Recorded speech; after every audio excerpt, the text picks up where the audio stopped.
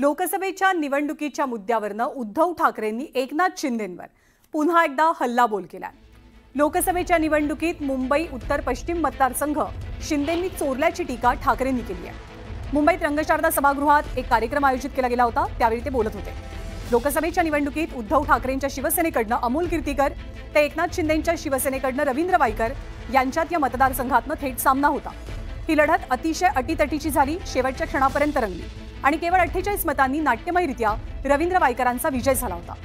खरं तर आधी 681 मतांनी अमोल कीर्तीकर विजयी घोषित झालेले, पण वायकरांकडनं फेरमतमोजणीची मागणी केली गेली आणि या फेरमतमोजणीनंतर वायकरांना 48 मतांनी घोषित केलं गेलं होतं।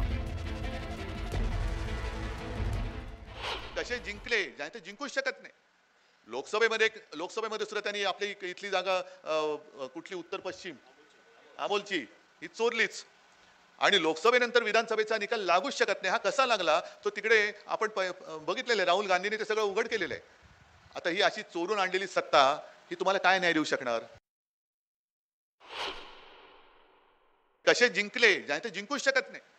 लोकसभेमध्ये सुद्धा त्यांनी आपली इथली जागा कुठली उत्तर पश्चिम अमोलची ही चोरलीच आणि लोकसभेनंतर विधानसभेचा निकाल लागूच शकत नाही। हा कसा लागला तो तिकडे आपण बघितलेलं, राहुल गांधींनी ते सगळं उघड केलेलं आहे।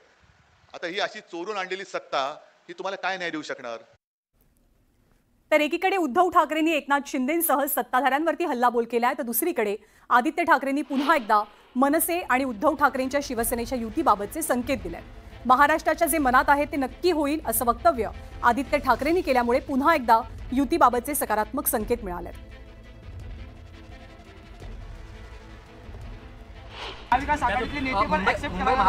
चिंता करू नका, महाराष्ट्राच्या मनात जे आहे ते होईल। सगळे जे काही पक्ष या देशात आपण पाहतो लोकशाही वाचवण्यासाठी एकत्र येणं गरजेचं आहे, कारण लोकशाही नाही राहिली तर इथे कुठचे विषयच राहणार नाहीत, तुम्हाला आवाज उठवायला काही संधीच मिळणार नाही।